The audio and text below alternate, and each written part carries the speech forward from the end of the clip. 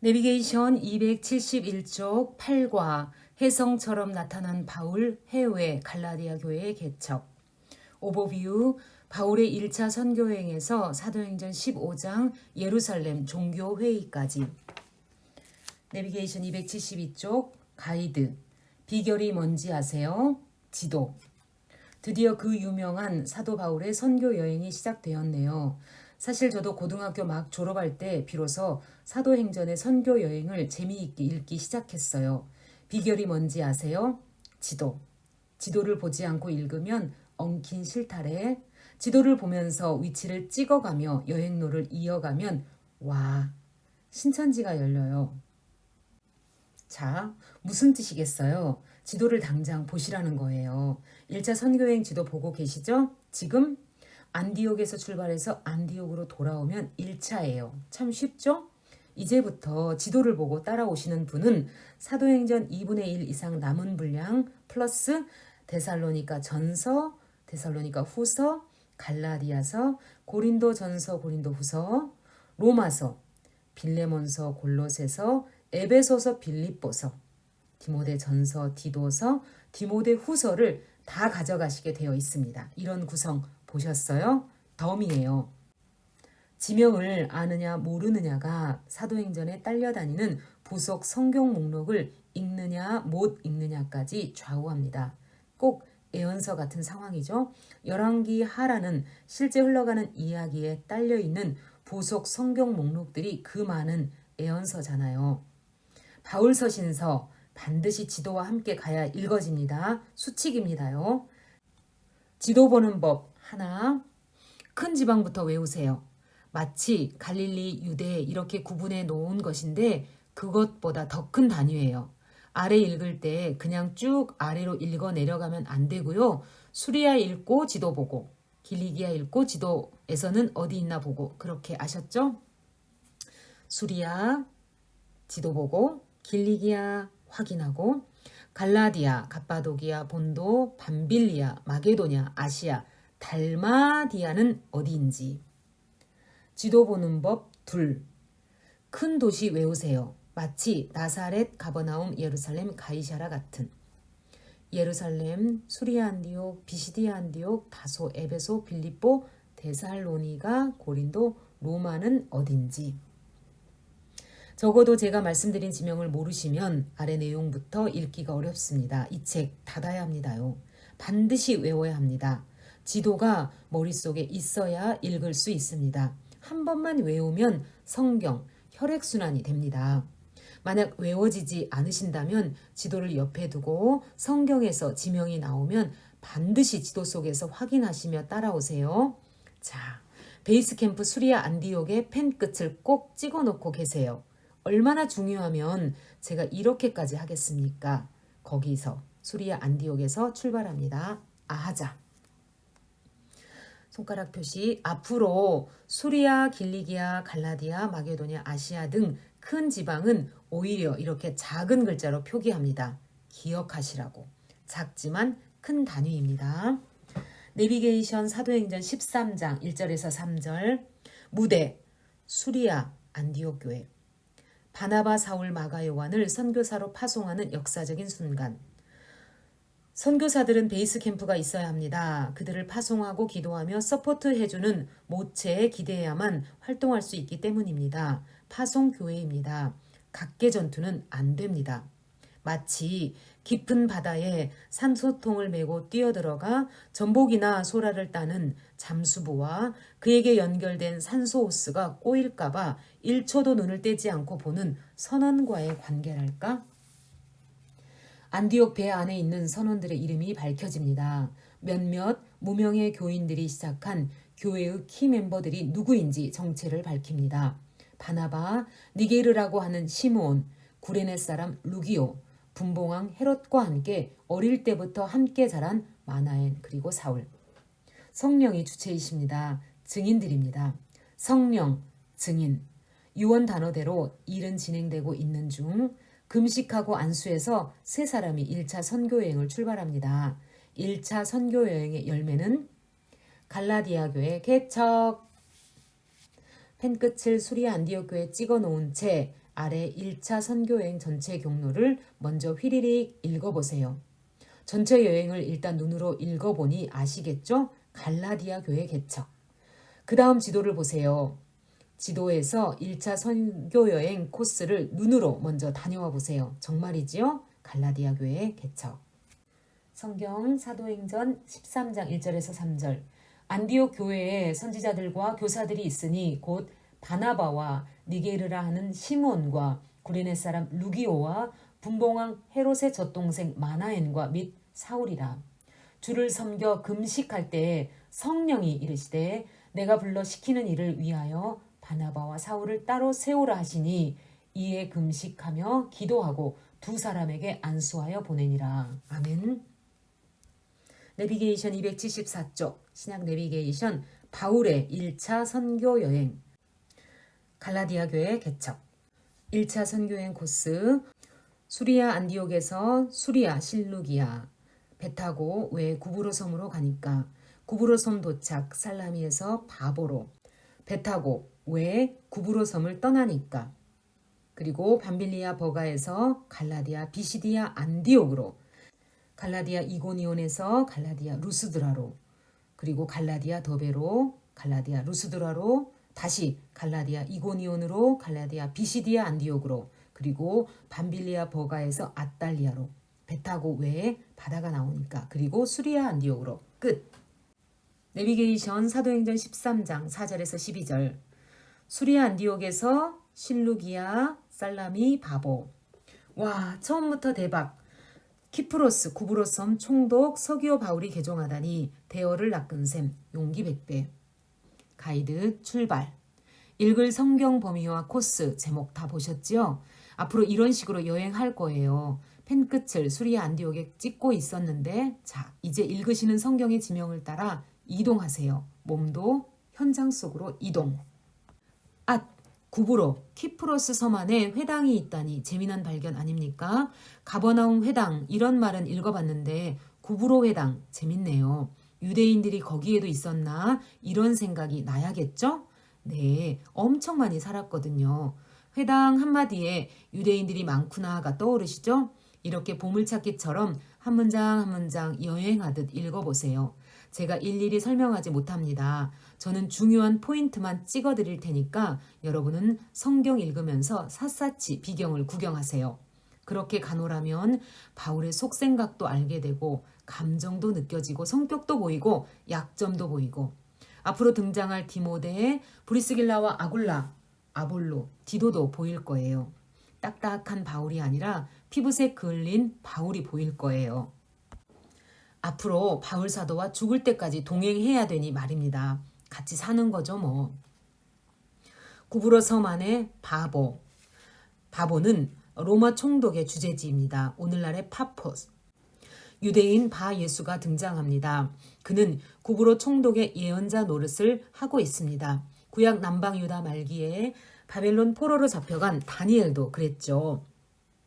느부갓네살 황제 옆에서 미래 역사를 예견하는 직업인 박수 술객이었습니다. 바벨론 사람들이 볼 때는 여호와 하나님께 신접한 유대인 술객쯤 됐었습니다. 600년의 시간이 흐른 지금 상황에 바 예수라는 사람이 구브로 총독 서기오 바울에게는 바로 그런 역할을 하고 있는 것입니다. 그런데 문제는 악령에 신접한 마술사입니다. 성령께서 그를 알아보고 눈을 멀게 하십니다. 총독 서기오 바울은 개종한다.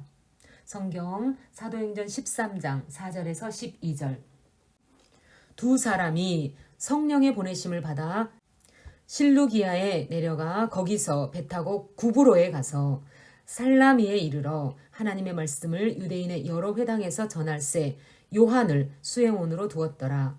온 섬 가운데로 지나서 바보에 이르러 바 예수라 하는 유대인 거짓 선지자인 마술사를 만나니 그가 총독 서기오 바울과 함께 있으니 서기오 바울은 지혜 있는 사람이라 바나바와 사울을 불러 하나님의 말씀을 듣고자 하더라. 이 마술사 엘루마는 이 이름을 번역하면 마술사라 그들을 대적하여 총독으로 믿지 못하게 힘쓰니 바울이라고 하는 사울이 성령이 충만하여 그를 주목하고 이르되 모든 거짓과 악행이 가득한 자요 마귀의 자식이요 모든 의의 원수여 주의 바른 길을 굽게 하기를 그치지 아니하겠느냐? 보라, 이제 주의 손이 내 위에 있으니 내가 맹인이 되어 얼마 동안 해를 보지 못하리라 하니 즉시 안개와 어둠이 그를 덮어 인도할 사람을 두루 구하는지라. 이에 총독이 그렇게 된 것을 보고 믿으며 주의 가르치심을 놀랍게 여기니라. 아멘. 내비게이션 사도행전 13장 13절에서 52절. 배 타고 왜 구브로 섬을 떠나니까, 그리고 밤빌리아 버가로, 그리고 갈라디아 비시디아 안디옥으로. 마가 요한이 초장의 중독 포기할 수 없이 바나바와 바울만 계속 전진. 갈라디아 비시디아 안디옥에서 그 유명한 회당 설교를 하고. 가이드 사울 바울로 이름이 바뀜. 바로 이 시점부터 누가는 사울이라는 이름을 버리고 바울이라는 이름을 쓴답니다.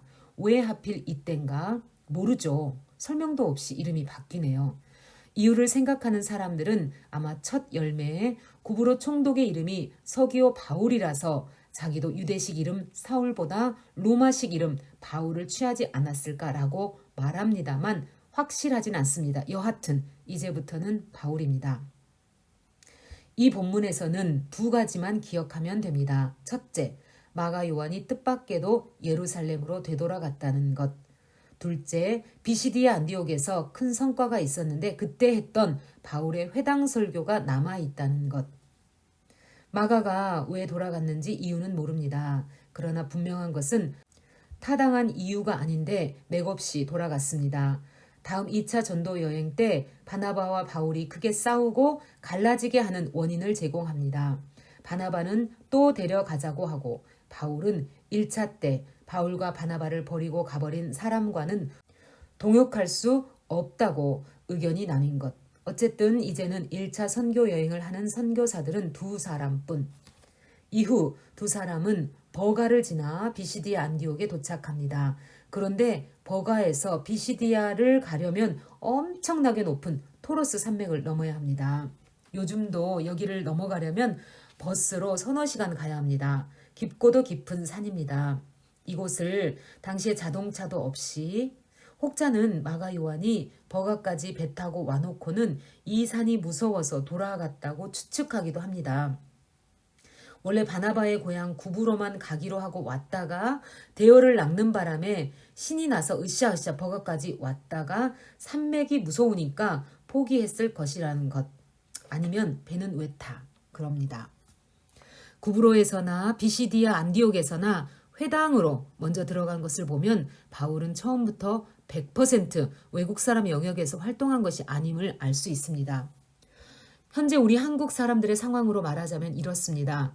전 세계에 흩어진 한국 사람들이 교회를 중심으로 모여 있는데 한국에서 파송받은 선교사가 그 나라 현지인 선교를 하는 것이 아니고 해외 한국 이민사회에 먼저 들어가서 활동한다는 뜻입니다. 회당을 발판으로 해서 활동하면서 서서히 현지인들에게도 뻗어나가게 되는 전도인 셈이랄까? 비시디아 안디옥에서 설교한 원문을 읽으면 됩니다. 이 설교를 듣고 유대인들과 경건한 이방 개종자들이 은혜를 받았습니다. 그 다음 안식일에도 온 성의 사람들이 몰려옵니다. 그러자 유대인들이 비시디아 안디옥의 지도층 인사들과 경건한 귀부인들을 선동해서 바울 일행을 내쫓아 버립니다. 그러나 제자들은 많이 생겼습니다. 성경 사도행전 13장 13절에서 52절. 바울과 및 동행하는 사람들이 바보에서 배 타고 밤빌리아에 있는 버가에 이르니 요한은 그들에게서 떠나 예루살렘으로 돌아가고 그들은 버가에서 더 나아가 비시디아 안디옥에 이르러 안식일에 회당에 들어가 앉으니라. 율법과 선지자의 글을 읽은 후에 회당장들이 사람을 보내어 물어 이르되 형제들아 만일 백성을 권할 말이 있거든 말하라 하니 바울이 일어나 손짓하며 말하되 이스라엘 사람들과 및 하나님을 경외하는 사람들아 들으라. 이 이스라엘 백성의 하나님이 우리 조상들을 택하시고 애굽 땅에서 나그네 된 그 백성을 높여 큰 권능으로 인도하여 내사 광야에서 약 40년간 그들의 소행을 참으시고 가나안 땅 7족속을 멸하사 그 땅을 기업으로 주시기까지 약 450년간이라. 그 후에 선지자 사무엘 때까지 사사를 두셨더니 그 후에 그들이 왕을 구하거늘 하나님이 베냐민 지파 사람 기스의 아들 사울을 40년간 주셨다가 패하시고 다윗을 왕으로 세우시고 증언하여 이르시되 내가 이새의 아들 다윗을 만나니 내 마음에 맞는 사람이라 내 뜻을 다 이루리라 하시더니 하나님이 약속하신 대로 이 사람의 후손에서 이스라엘을 위하여 구주를 세우셨으니 곧 예수라. 그가 오시기에 앞서 요한이 먼저 회개의 세례를 이스라엘 모든 백성에게 전파하니라. 요한이 그 달려갈 길을 마칠 때에 말하되 너희가 나를 누구로 생각하느냐? 나는 그리스도가 아니라 내 뒤에 오시는 이가 있으니 나는 그 발에 신발끈을 풀기도 감당하지 못하리라 하였으니 형제들아 아브라함의 후손과 너희 중 하나님을 경외하는 사람들아 이 구원의 말씀을 우리에게 보내셨거늘 예루살렘에 사는 자들과 그들 관리들이 예수와 및 안식일마다 외우는 바 선지자들의 말을 알지 못함으로 예수를 정죄하여 선지자들의 말을 응하게 하였도다. 죽일 죄를 하나도 찾지 못하였으나 빌라도에게 죽여달라 하였으니 성경이 그를 가리켜 기록한 말씀을 다 응하게 한 것이라. 후에 나무에서 내려다가 무덤에 두었으나 하나님이 죽은 자 가운데서 그를 살리신지라. 갈릴리로부터 예루살렘에 함께 올라간 사람들에게 여러 날 보이셨으니 그들이 이제 백성 앞에서 그의 증인이라. 우리도 조상들에게 주신 약속을 너희에게 전파하노니 곧 하나님이 예수를 일으키사 우리 자녀들에게 이 약속을 이루게 하셨다 함이라. 시편 둘째 편에 기록한 바와 같이 너는 내 아들이라 오늘 너를 낳았다 하셨고 또 하나님께서 죽은 자 가운데서 그를 일으키사 다시 썩음을 당하지 않게 하실 것을 가르쳐 이르시되 내가 다윗의 거룩하고 미쁜 은사를 너희에게 주리라 하셨으며 또 다른 시편에 일렀으되 주의 거룩한 자로 썩음을 당하지 않게 하시리라 하셨느니라. 다윗은 당시에 하나님의 뜻을 따라 섬기다가 잠들어 그 조상들과 함께 묻혀 썩음을 당하였으되 하나님께서 살리신 이는 썩음을 당하지 아니하셨나니 그러므로 형제들아 너희가 알 것은 이 사람을 힘입어 죄사함을 너희에게 전하는 이것이며 또 모세의 율법으로 너희가 의롭다 하심을 얻지 못하던 모든 일에도 이 사람을 힘입어 믿는 자마다 의롭다 하심을 얻는 이것이라. 그런즉 너희는 선지자들을 통하여 말씀하신 것이 너희에게 미칠까 삼가라. 일렀으되 보라 멸시하는 사람들아 너희는 놀라고 멸망하라. 내가 너희 때를 당하여 한 일을 행할 것이니 사람이 너희에게 일러줄지라도 도무지 믿지 못할 일이라 하였느니라 하니라. 그들이 나갈새 사람들이 청하되 다음 안식일에도 이 말씀을 하라 하더라. 회당의 모임이 끝난 후에 유대인과 유대교에 입교한 경건한 사람들이 많이 바울과 바나바를 따르니 두 사도가 더불어 말하고 항상 하나님의 은혜 가운데 있으라 권하니라. 그 다음 안식일에는 온 시민이 거의 다 하나님의 말씀을 듣고자 하여 모이니 유대인들이 그 무리를 보고 시기가 가득하여 바울이 말한 것을 반박하고 비방하거늘 바울과 바나바가 담대히 말하여 이르되 하나님의 말씀을 마땅히 먼저 너희에게 전할 것이로되 너희가 그것을 버리고 영생을 얻기에 합당하지 않은 자로 자처하기로 우리가 이방인에게로 향하노라. 주께서 이같이 우리에게 명하시되 내가 너를 이방의 빛으로 삼아 너로 땅끝까지 구원하게 하리라 하셨느니라 하니 이방인들이 듣고 기뻐하여 하나님의 말씀을 찬송하며 영생을 주시기로 작정된 자는 다 믿더라. 주의 말씀이 그 지방에 두루 퍼지니라. 이에 유대인들이 경건한 귀부인들과 그 신의 유력자들을 선동하여 바울과 바나바를 박해하게 하여 그 지역에서 쫓아내니 두 사람이 그들을 향하여 발에 티끌을 떨어버리고 이고니온으로 가거늘 제자들은 기쁨과 성령이 충만하니라. 아멘. 내비게이션 비시디아 안디옥 회당 설교의 의. 여기 소위 비시디아 안디옥 회당 설교라고 불리는 설교는 매우 유명한 설교 샘플입니다. 이방에 거주하고 있는 유대인에게 먹히는 예수 설교란 이 질문에 대답해주는 설교이기 때문입니다. 뿐만 아니라 바울의 숨은 실력을 엿볼 수 있는 설교이기 때문입니다. 무슨 뜻일까요? 그가 다메섹에서 예수님을 만난 이후 1차 선교 여행을 하기 전까지 약 13년에서 14년 세월 동안 다메섹에서든 아라비아에서든 다소에서든 구약과 예수, 모세오경과 예수를 연구하고 또 가르친 것이 분명합니다. 그런데 우리는 그 내용을 지금에 와서야 처음 듣습니다. 구약 학자로서 바리새인 중에 바리새인으로서 정통 유대주의 성향의 DNA를 100% 갖고 있는 사람으로서 곧 대제사장과 바리새인 컬러와 다를 바 없는 그런 사람으로서 예수 이해를 어떻게 했는지 보여주는 설교입니다. 누군가 한 사람은 유대주의 전문가로서 유대 우물 속에 있는 깊은 물을 퍼올려 그들이 믿고 있는 유다이즘과 지금 일어난 예수 사건을 비교 분석해야 하지 않겠습니까? 거창하게 얘기했습니다만 놀라운 것은 또 창출민수 4.3 다윗 예수 죽음 부활 끝 이 설교였습니다. 아무리 가말리엘 학파의 학자라 해도 동일하다는 것입니다.